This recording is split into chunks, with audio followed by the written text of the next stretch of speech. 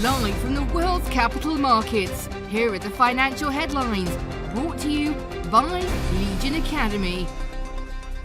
Hello and welcome to Thursday's Daily Financial Digest. And here's what's making the headlines in the markets today. The European Union will unveil a package of measures aimed at pulling down surging gas and power prices that are stoking record-high inflation, hampering industrial activity and inflicting sky-high bills upon citizens ahead of winter. South Korean prosecutors have issued an arrest warrant for Do Kwon, the co-founder and CEO of Terraform Labs, the firm behind the Terra ecosystem coins Luna and Lunk.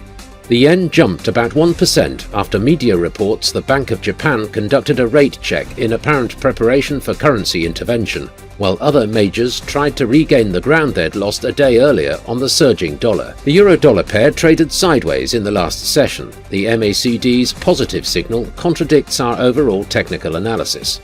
The oil-dollar pair exploded 1.5% in the last session. According to the stochastic RSI, we are in an overbought market.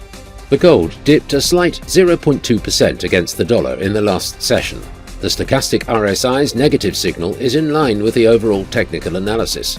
The dollar-yen pair fell 0.8% in the last session. The CCI is giving a negative signal. Japan's tertiary industry index will be released at 0430 GMT. Australia's unemployment rate at 0130 GMT. The Dutch unemployment rate at 0430 GMT. The US retail sales will be released at 12:30 GMT, the Eurozone's labour cost at 0900 hours GMT, the US initial jobless claims at 12:30 GMT. We hope that you've enjoyed Thursday's market outlook. On behalf of all of us here, we wish you a productive trading day. Be sure to join us tomorrow morning for the latest news and events from the financial markets.